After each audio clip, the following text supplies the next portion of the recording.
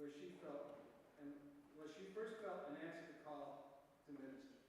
Please welcome home Beth Monhollen.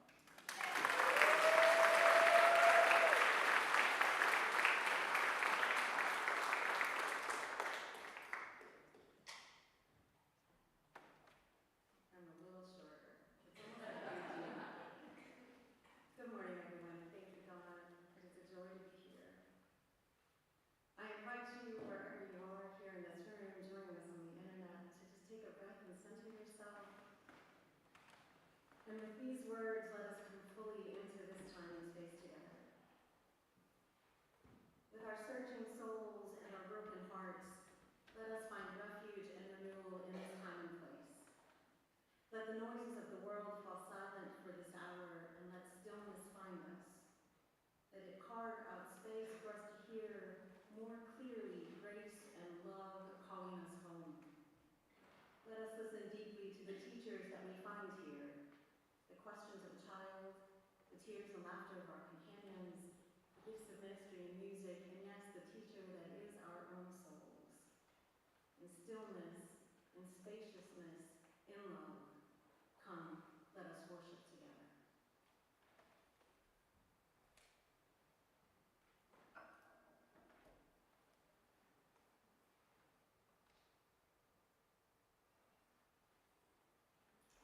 And now that our chalice is lit, I invite you to rise in body or spirit and join us in our opening song, number 66 in our early hymnal, "In the Summer Sun is Shining."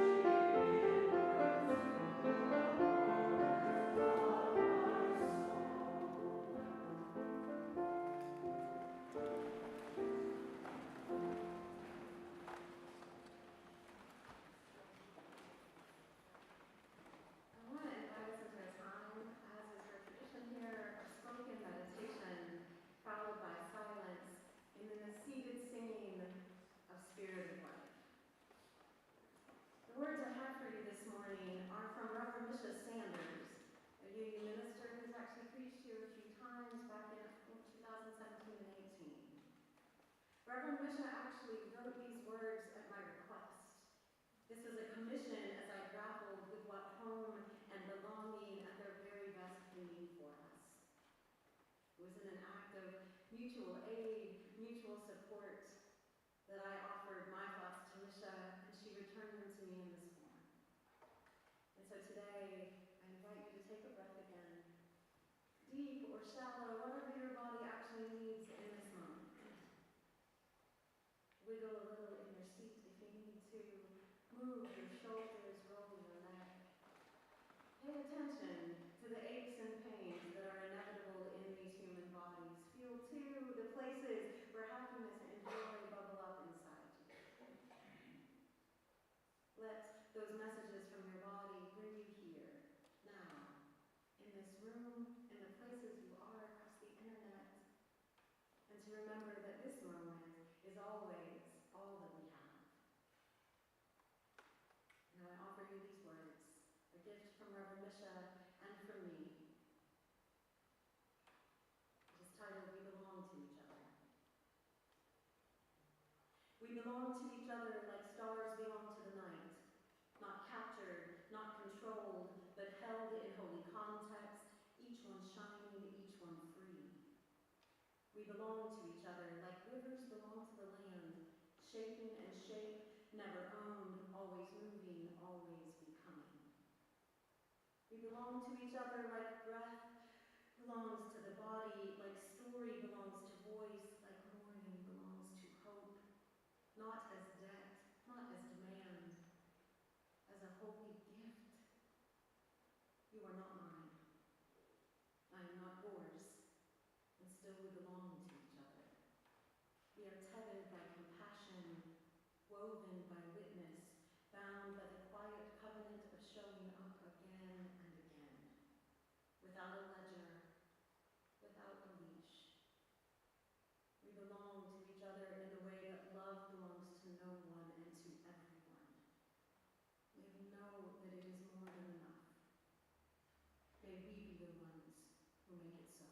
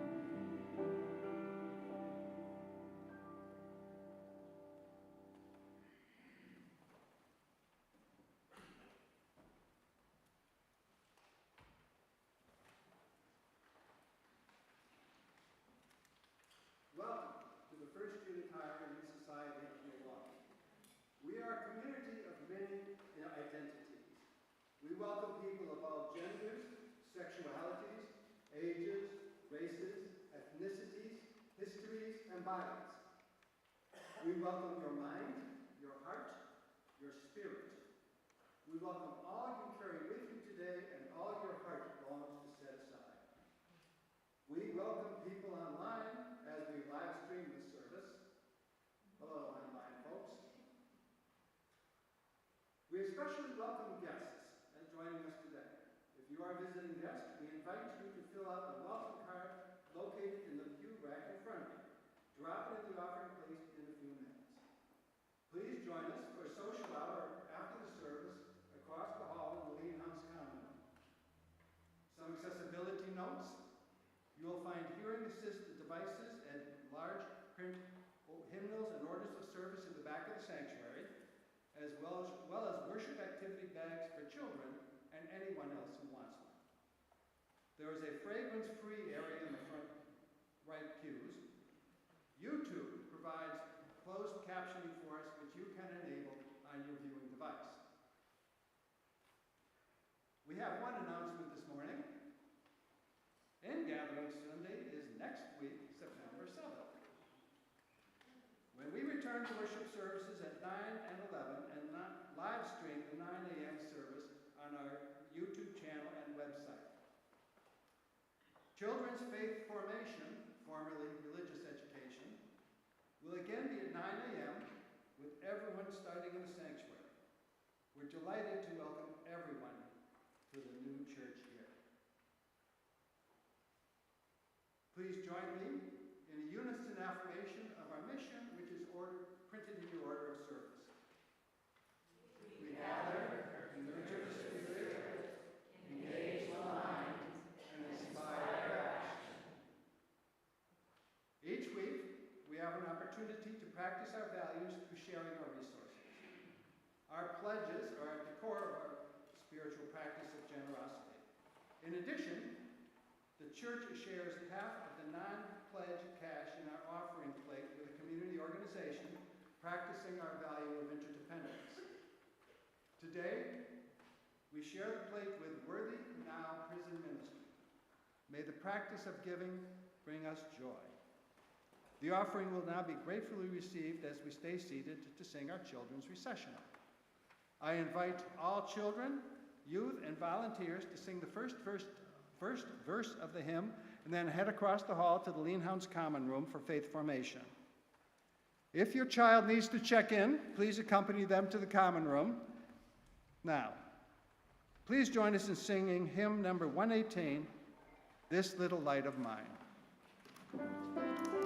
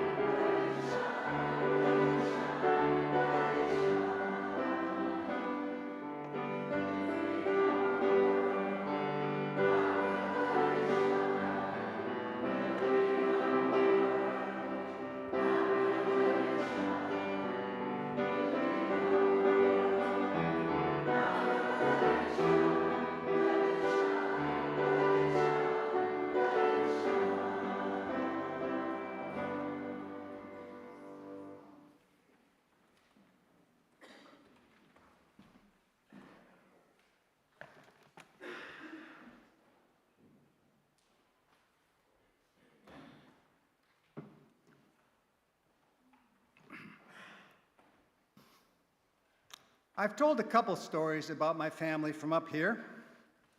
One is about my deadbeat dad and single mom.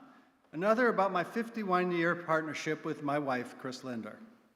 This is my last worship associate gig of this term, so I decided to put parts of each of these two stories together for a third related to today's topic, coming home. Okay, recap. Growing up, my father was a deadbeat dad, mostly absent, and my mom raised 3 kids while working to establish her career as an artist. End recap. Growing up, my home was always chaotic. My mother was a painter, and every home we ever lived in required a dedicated room for a studio, usually the dining room. Every home was cramped and always smelled like turpentine. During the day, she taught junior high school. At night, took classes to get an MA, and in later years, an MFA. We kids cleaned, cooked, and did laundry starting at a very early age. I didn't enjoy it one bit. In fact, I hated it. But I'm able to hold my own around the house. At some point, I realized my mother probably had mental health challenges. Probably. But put it in context. This was the 1950s and 60s. The Civil Rights Act was not passed until I was almost 13 years old, in 1964. Discrimination, now from our purposes, against women, including sexual harassment, was perfectly legal. Divorce carried a stigma, especially for women. So life as a divorced single mom of 3 rowdy kids with no financial support other than that earned by teaching and while struggling to break into the male-dominated art world, I think that would stress out the most grounded among us. And it added to the chaos. So the home became a place to escape from. I always looked for opportunities to leave. I'd run errands, delivered newspapers. We always had one dog or another, and I never liked any one of these guys. And I like dogs. But I would volunteer to walk it just to get outside. When I applied for college, I could not have found Wisconsin on a map, but I knew it wasn't where my home was, so I was gone. I escaped, and I've been here ever since. There is a reason I've always lived about 500 miles from where I grew up. After a few years, I met Chris. Okay, again, I have my disclaimer. I need to say that today's comments have been reviewed by Chris with 100% veto authority. Okay, again, recap. In the early 1970s, our relationship didn't look like a traditional hetero relationship. She's taller, older, and for many years better educated. We're enough of an odd couple that many are surprised when they realize we're together. And we've had some great adventures. End recap. Before we moved in together, we negotiated finances and household responsibilities. Chris, being a modern woman, insisted that I do 50% of the housework. No problem, I know how to do that. I insisted on a list of specific chores that I was to do. These were my responsibility, I'd do them. She produced that list, done, settled. The next issue was how often we would clean, frequency. This negotiation was tougher. Her initial offer was that we clean every week. I was in my early 20s, kind of primitive. I cringe when I say this, but it is 100% true. My counteroffer was, we clean as needed. You know, every 3 to 6 months.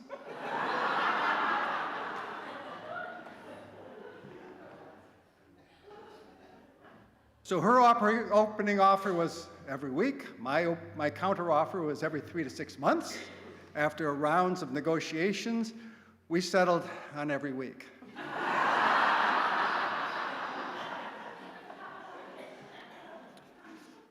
We proceeded. As it evolved, I came to realize that a clean house is nice, comforting, and yes, safe.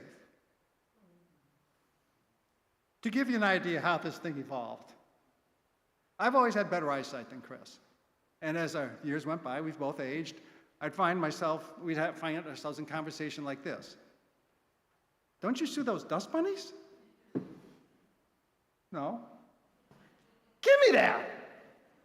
I'm gonna take the vacuum cleaner. Vacuuming was her job, but I ended up taking it over. So her sister watched one of those exchanges and commented that Chris seemed to get a lot of mileage out of her poor eyesight. At some point in our marriage, I realized that the home was not a place to escape from. It is, a place of refuge and safety. And that was due to Chris's persistence and her vision. For years, cleaning to me was, not fun, but it was a means to an end, a nice home. Fast forward to today, some decades later, I do almost all the cleaning. I don't describe it as fun, but my Friday maintenance is now a ritual and the home is comfortable and safe. Excuse me. Chris and I have discussed this several times over the years. Not only has cleaning become a comforting ritual, but the home can be a place of safety and refuge, not a place to escape from. Chris taught me that, and it was one of the best gifts I've ever received.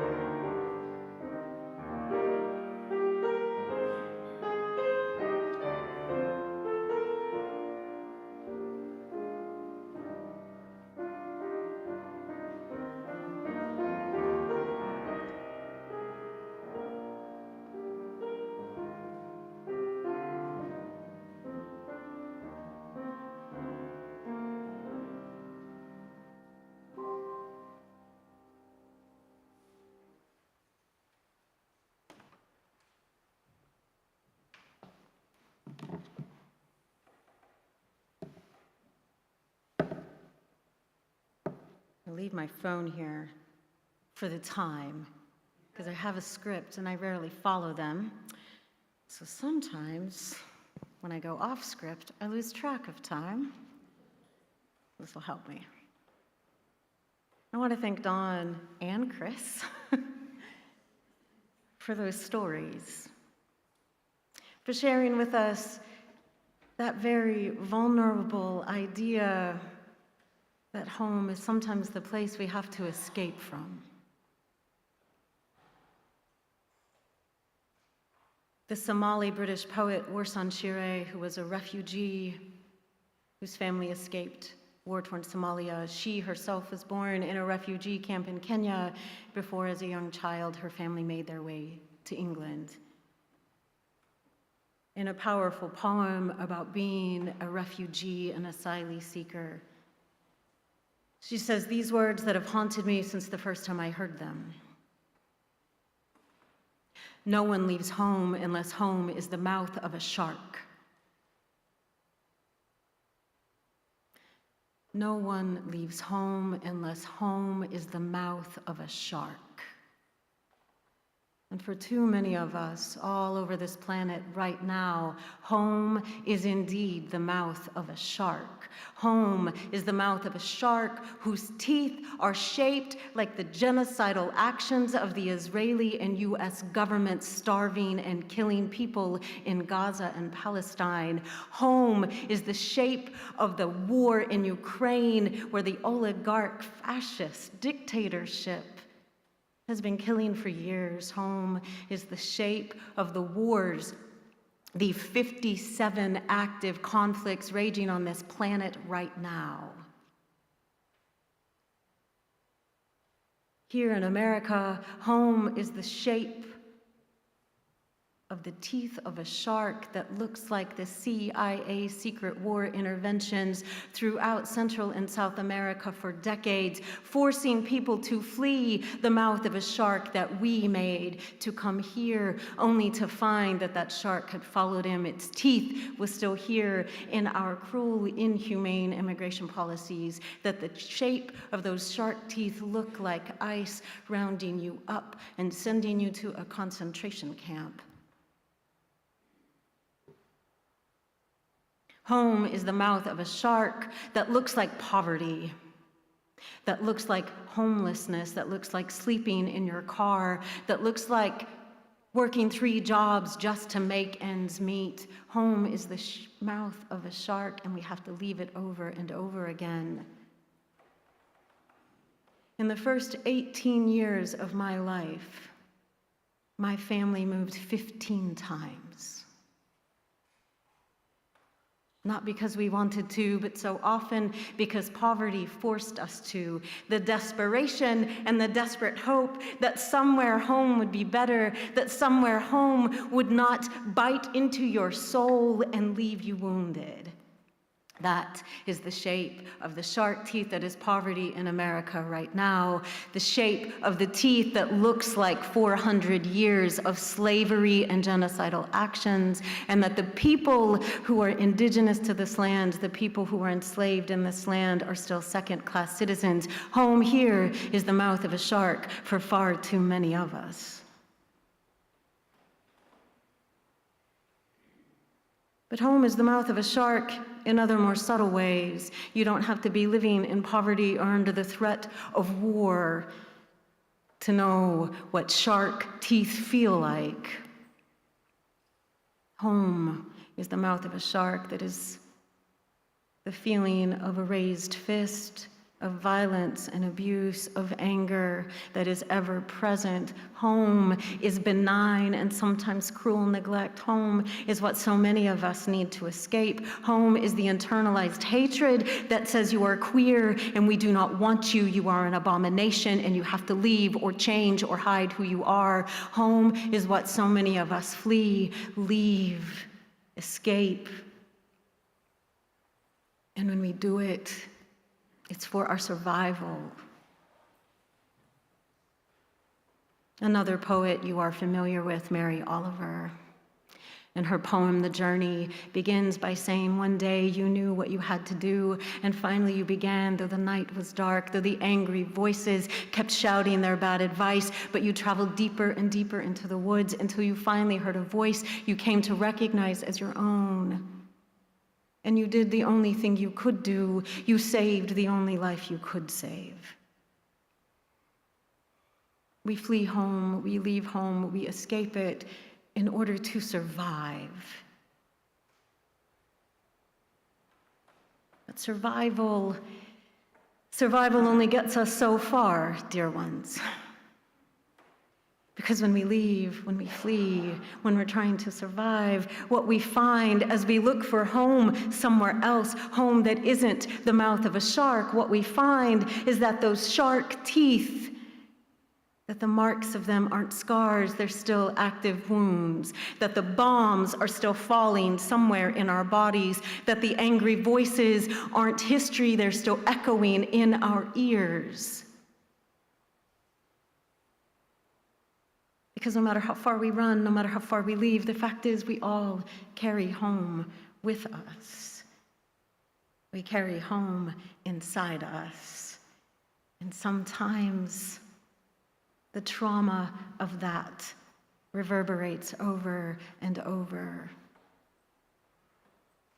And the things we've done to survive, the knots we've tied ourselves into, the walls that we've built, the masks that we put on until we don't even know where the mask ends and we begin. We needed those to survive, but they keep us from finding true home. They keep us from connecting to each other. But how hard and scary is it to even acknowledge that much? It can feel like that's the whole story. Every single one of us has some kind of trauma. We don't get through life unscathed, but the trauma that lives in us over and over can feel like that's all we'll ever be. But it's not. You're here in this church right now, in your homes, listening to us. You're sitting next to somebody who knows your name. Coming home can be as simple as that. But it's more, because we have to heal those wounds. We have to heal our trauma, and that is, I'm gonna stand up here and acknowledge this, way easier said than done. But there are tools that will help us. There are people who are guiding the way. Somatic practitioners who remind us we can be in our bodies in safe ways, that we must actually be in our bodies, that all those twinges of pain, all those ripples of trauma are messages to us that you are here, you are alive, and if you are breathing, there is still some hope. Prentice Hempel is an African-American queer person, one of the founders of Black Lives Matters, a therapist, a facilitator, an organizer, an embodied practitioner who knows well what trauma feels like in the body and in spaces that you called home with people you trusted. She knows well, I apologize, they know well how to heal from trauma. And in their beautiful book from 2024 called What It Takes to Heal, they talk about trauma. Trauma can make belonging contingent or dangerous, leading us to seek isolation or supremacy. Trauma tells us to keep those walls up, don't ever take the mask off. Healing from the trauma lets us know we're safe, that home and belonging aren't just possible, but within reach. Hempel says, belonging is our ability to feel that we are part of something, of a community and the world around us. And healing is essential for guiding the how of our visions of the world and community we want to be part of, that we want to make. And in case it's a surprise to anyone, she reiterates a thing I've learned in my own trauma healing, which still pisses me off, pardon my language, which is that healing isn't linear. It's not a one and done. We don't get to do it and say, yay, I'm fixed now. All better. I wanted that. And I've come to accept that, as Hempel says, healing is a process, often lifelong, of restoring and reawakening the capacities for safety, belonging, and dignity on the other side of trauma. Healing doesn't mean we forgive and forget. It doesn't mean we say everything's okay. Things aren't okay. But we learn to be okay with the not okayness of it. Healing is not an acclamation to unjust conditions. It isn't about quieting down or fitting neatly inside what already exists, Hempel says. It's about being engaged, creative, adaptive, and relational. It's not a place you can arrive to. It's the ongoing work of enlivening our interiors, of waking up our souls. Waking up our souls is the work we do in spiritual communities. We are called to do the work of justice because we believe in our value of equity, that every life is worthy, because we believe that our generosity means sharing our resources to create mutual care where you and you and you and we can thrive. That is part of our Unitarian Universalist faith. It's part of creating home. It's part of creating belonging. It's necessary to healing. Being in relationship, acknowledging the interdependent, deeply connected web of life is critical to healing even the most personal of traumas, because trauma is never just individual, and so healing from it can never just be my work alone. It's our work together. And so we engage in the embodied practices that healers teach us: breath work, being in our bodies, paying attention to its messages, meditating, prayer, yoga, running, whatever it is that helps you be in your body and know this is safety, this is okay, I'm here now. Showing up for each other in community, doing the work that is in your hands right now to do, is the only work any of us have. It's the work of justice, and Hempel says that starts internally. And when we are healing internally, we are bringing that healing into the spaces and people. It is the transformation of self that becomes the transformation of the world, and in transforming the world, the transformation of the self continues. Healing is not that linear journey. It's a cycle. It's a spiral. It's collective. It's lifelong.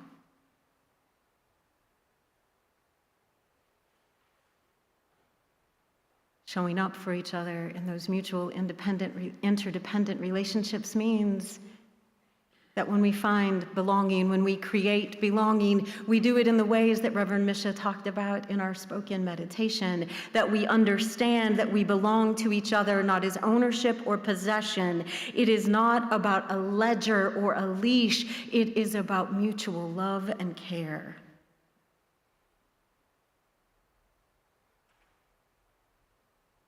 I don't know, but I hope that you have experienced home. That you've walked into a space and seen the faces of people and felt the breath you didn't know you were holding pour out of you, and you could breathe. That you felt the knots in you begin to loosen, that you felt your walls begin to lower, and you felt you could lay your mask down. When I think of home, for years of my adult life, when I talked about home, I meant the hills of eastern Kentucky and Tennessee. And now that I live in Illinois, when I say Milwaukee is home, I think of this place. But also, I will tell you, as much as I love those places, and the hills of eastern Appalachia will always be the most beautiful landscape in the world to me, and the shores of Lake Michigan and the Milwaukee skyline will always take my breath away. But dear ones, it is not the place that is home. When I think of those places, I think of my grandmother's hands in mine and the rhythm and cadence of the language of my extended family. When I think of Milwaukee, I think of the chosen family I have built here, some who are in this room, and always, for most of my adult life, now more than half my life, when I say home, I think of my husband's face. I moved so much that place couldn't mean home to me, but I've healed enough that people mean home. The people who let me lay my mask down and show up as my authentic, whole self, who I trust and who let me be trustworthy. That is the practice of healing. That is the practice of mutual care. We show up again and again and again. We break our hearts. We break covenant. We call each other back without shame, without fear, but with love, with tenderness, to say, you belong here. And it is holy work wherever we do that for each other. It is holy work to say, you're no longer in the mouth of the shark. You're no longer on the lonely road. You are here with us. We know you. We love you. This is belonging, and this is coming home. May we make it so, and amen.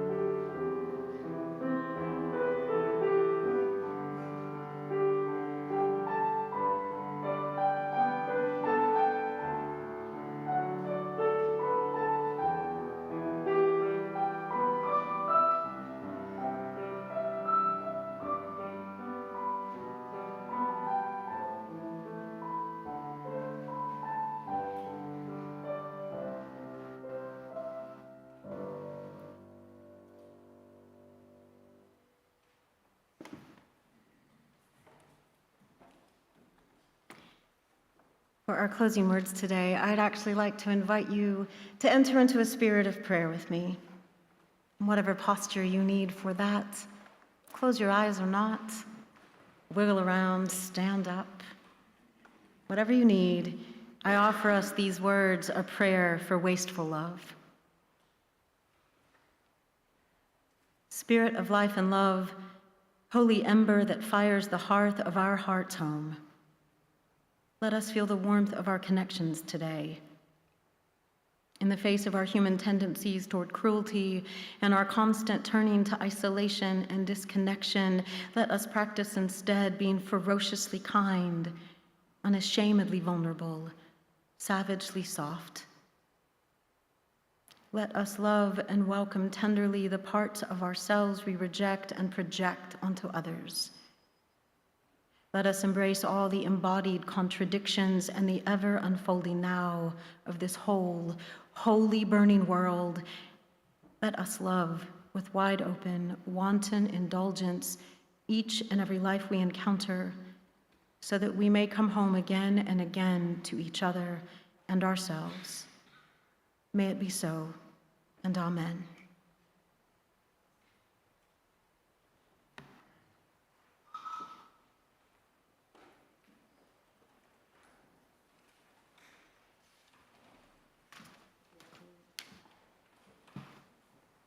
Sorry, we get one more song. Yay. We're going to sing in your teal hymnal 1017, Building a New Way. I invite you to sing it with enthusiasm. Sing it as the prayer that it indeed is. Rise in body or spirit.